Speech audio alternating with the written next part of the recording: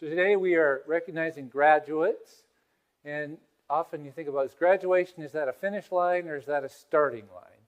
And so I'm sure for many of the graduates it's a finish line. I made it through all those requirements.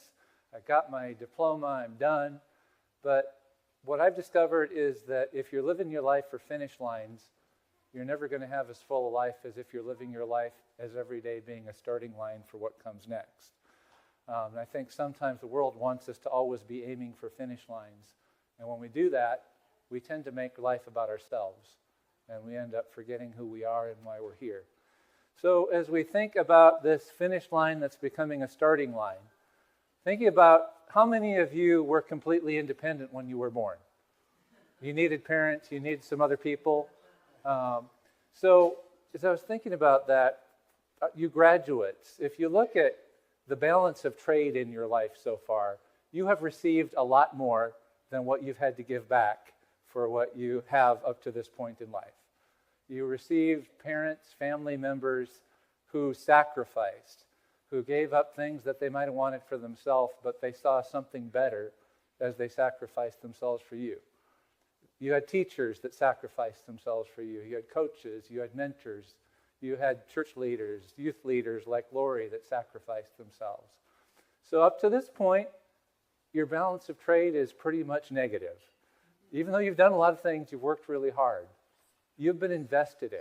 And as I think about my own sons, with Nathan getting his master's a week ago, thinking, well, I wouldn't trade it. I wouldn't trade any of the investment that I've made. But the investment, how many of you parents and you mentors out there, your whole investment was just so that your young person could get to the finish line of graduating, and that was your only investment. Was that it? The reason that we invest is because, we just want to get you out of the house, right, Peter? No.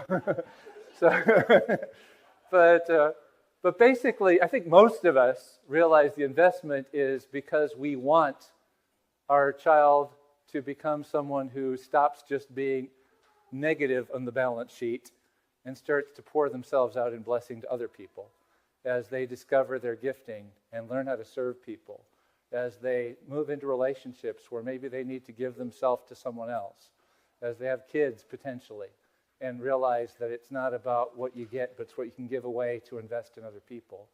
So ultimately, I think that's that hump that you get over, that you go from being invested in to coming to a place where what's been poured into you, you can start pouring out to bless other people.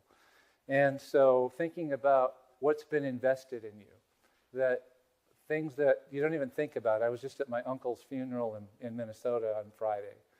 And just looking around that room and thinking about how so much of who I am, I could recognize by seeing the people in that room. Yep, that's why I'm like that. That's why I think that way. That's why I do things that way. And thinking about so much of the investment that has been poured into you is to put you in a place not so that you know all the right information, but it's so that you know how to think. You know how to learn. You know who you are in the midst of challenges. Maybe you've had mentors or people that have seen gifts in you, and now because of what they've invested in you, you're starting to explore those gifts. So much of that is getting that place where you're not just being poured into, but you're at a place where now God, show me how what's been poured into me, I can start pouring out in others.